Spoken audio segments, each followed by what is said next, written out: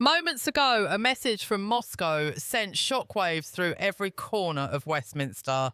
The Kremlin has officially threatened the United Kingdom, warning King Charles himself to rethink Britain's hostile posture or face unimaginable consequences. Within minutes, the world's media was in chaos. Russia's President Vladimir Putin, standing before a row of military flags, announced that the United Kingdom had crossed the line of no return.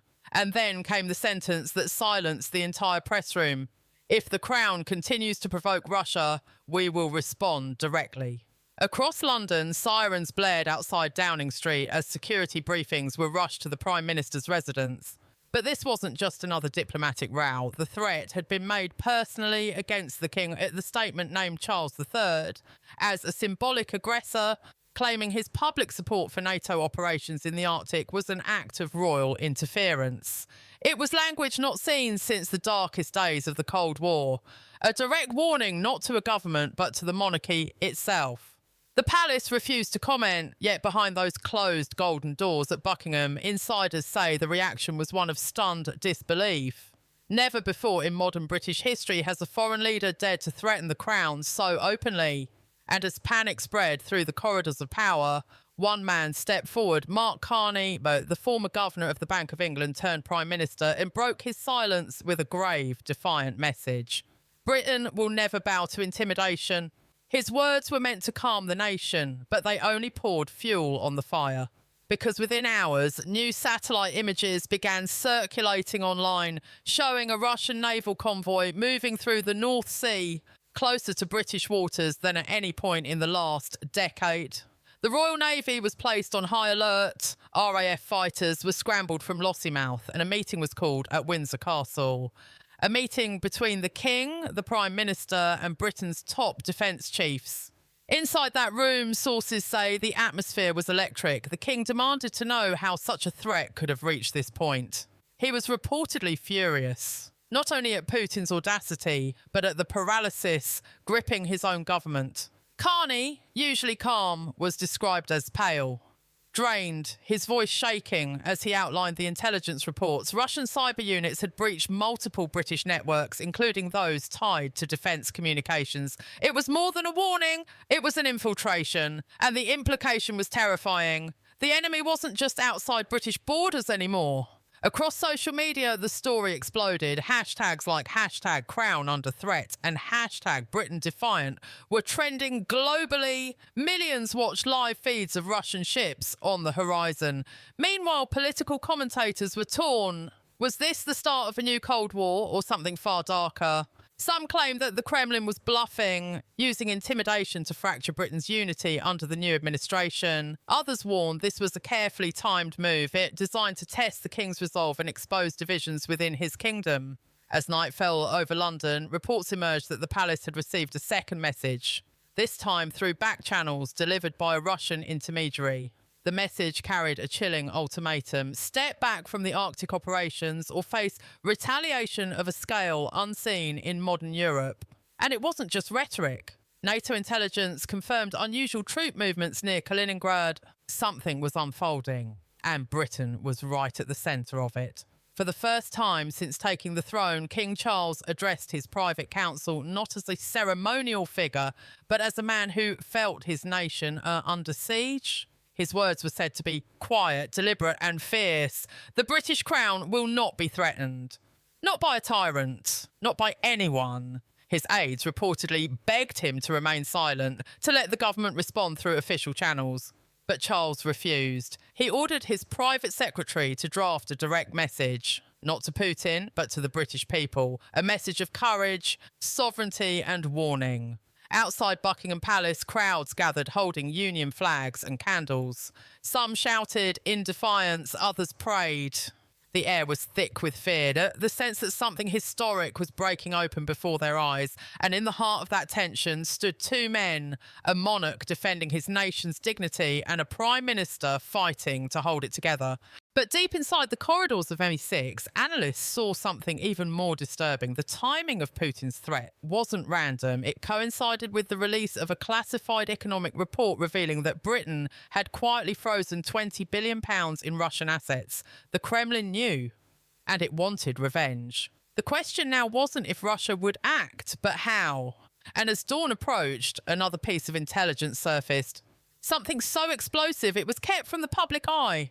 According to intercepted transmissions, a Russian diplomatic envoy had made contact with a senior European ally offering a secret deal, a pact that could isolate Britain completely if accepted. If that was true, the crisis was far deeper than anyone had imagined.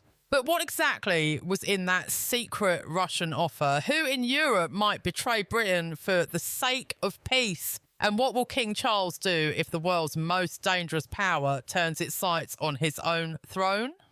The following morning, Britain awoke to headlines that felt like the first chapter of a nightmare. Russia issues final warning, read the Times. Crown under attack, screamed the tabloids. The air in London felt heavier, tense, as if the entire nation was waiting for a sound that might never come, or one that would change everything. At Windsor, the King met his Privy Council again. The intelligence briefing was worse than anyone expected. MI6 had confirmed the authenticity of the intercepted Russian messages. A European power, unnamed for security reasons, had been approached with a secret trade deal, one that would cut Britain out of a major Arctic energy project. The Kremlin's plan was clear: isolate the UK, economically and politically, then humiliate it publicly. Inside the palace, aides described King Charles as grim, almost soldier-like.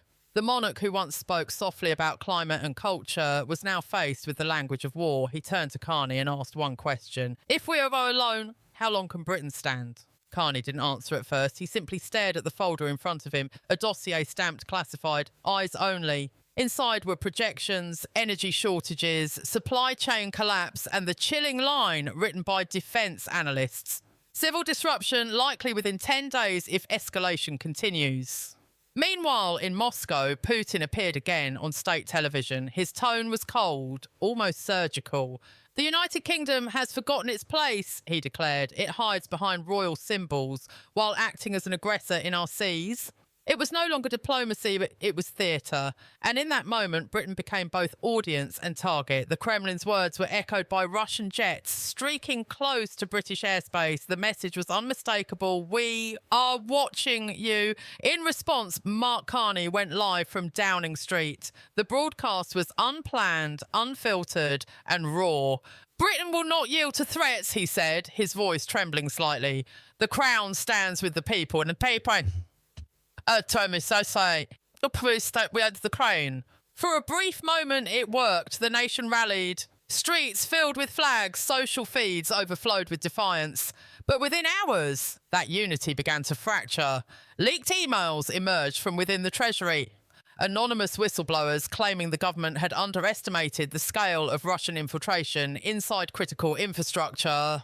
Hospitals, airports, even financial servers had been probed by cyber units weeks before the crisis began. Britain wasn't just threatened from abroad, it was being quietly invaded from within. Behind the scenes, MI5 scrambled to contain the panic. Hundreds of systems were locked down. Communications were rerouted through secure military networks. Still, the rumours grew louder. Whispers that one of the government's own advisors had been compromised. Someone inside Number 10 was leaking intelligence to the Russians. Carney called an emergency session of the National Security Council. Every phone was confiscated, every aide questioned, and yet no one could explain how the Russians had known Britain's Arctic strategy in advance. Meanwhile, across Europe, pressure mounted. Germany and France, fearing full-scale escalation, urged Britain to show restraint. The EU's response was cautious, too cautious for the British public's liking. On social media, anger turned to fury. Hashtags like #StandWithTheCrown and #NoSurrender trended alongside darker ones. #Carney must go. The narrative was shifting. The people who had once cheered their Prime Minister now demanded to know if his calm defiance had cost them their safety. That evening, the King addressed the nation. Not through a grand speech, but through a single televised statement. The room behind him was dim, the Union flag draped silently in the background. Britain's strength, he said, has never been in its weapons, but in its will. No threat can change who we are. It was calm, dignified, and hauntingly sincere. But even as his words reached millions of homes, a different reality was unfolding beneath the surface. Intelligence officers confirmed that Russian submarines had been detected near the Scottish coast. The Royal Navy moved to intercept. In that instant, the illusion of safety vanished.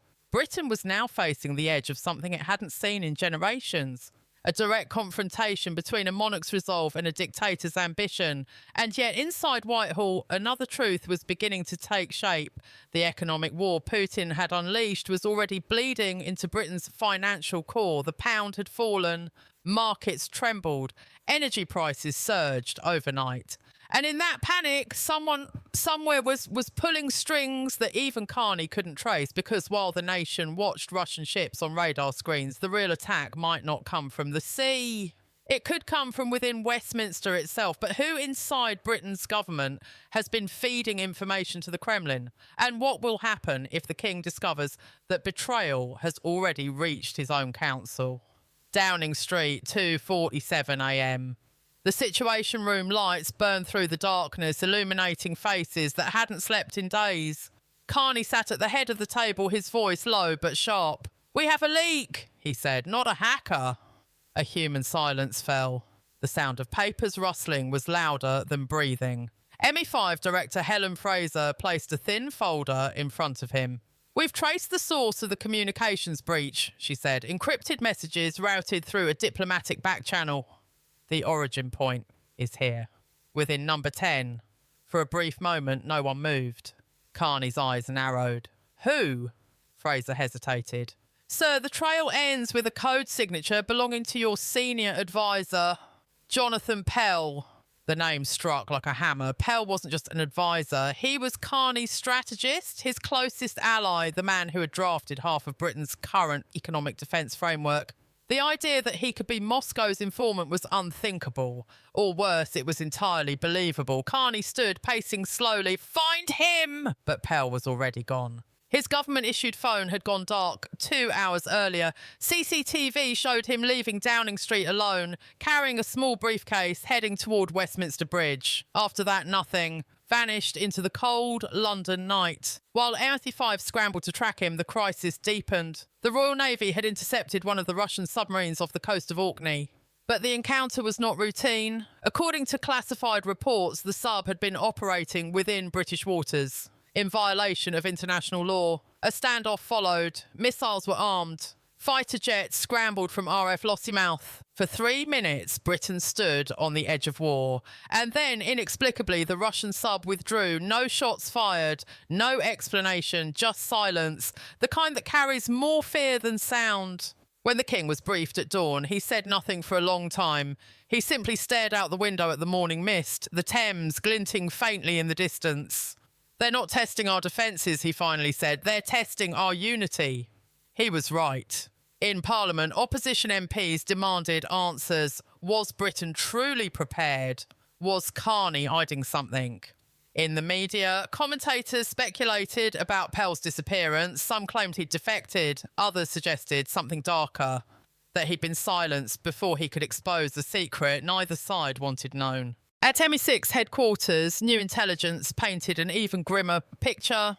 A covert Russian network, codenamed Operation Gorgon, had been operating inside the UK for months. Its mission: destabilise Britain's economy through controlled leaks, staged panic and deepfake broadcasts designed to erode public trust in both government and monarchy. And the architect of that operation was reportedly a man known only as the Whisperer, a former British intelligence asset turned foreign operative. When Carney heard the codename, his expression shifted. He knew who it referred to. Years ago, before entering politics, he had worked on an economic reform project under the Treasury's Shadow Liaison Unit. One of his colleagues, brilliant, unpredictable and dangerously persuasive, had vanished after being accused of selling confidential data to offshore investors. That man's name was Julian Hale, and Hale's alias was the Whisperer. Suddenly, everything aligned. Pell's disappearance, the uncanny precision of Moscow's moves. The cyber leaks timed perfectly with media cycles. Someone wasn't just spying, They were orchestrating chaos, scripting Britain's downfall like a theatre performance. Meanwhile, across the Atlantic, the White House requested a secure line with Buckingham Palace. President Morgan's message was blunt. We stand with Britain, but do not provoke them if this becomes kinetic. NATO cannot guarantee immediate deployment. The phrase cannot guarantee echoed through the palace corridors like a curse. Britain was, once again, alone. By nightfall, protests erupted in London. What began as patriotic rallies devolved into riots after a deepfake video surfaced online, one appearing to show Mark Carney admitting to a secret deal with the Kremlin. It was false, but the damage was done. Trust collapsed overnight. The Prime Minister's approval rating plummeted to historic lows. Outside the palace gates, protesters chanted, "Save the Crown! Remove Carney!" Inside Windsor, the King's private secretary handed him a confidential memorandum. Emergency transition protocol, monarch's discretion required. It was a document meant only for wartime scenarios, authorising the Crown to assume temporary executive authority if national leadership was deemed compromised. The King didn't sign it, but he didn't destroy it either. He placed it in a drawer, locked it, and whispered, "Not yet."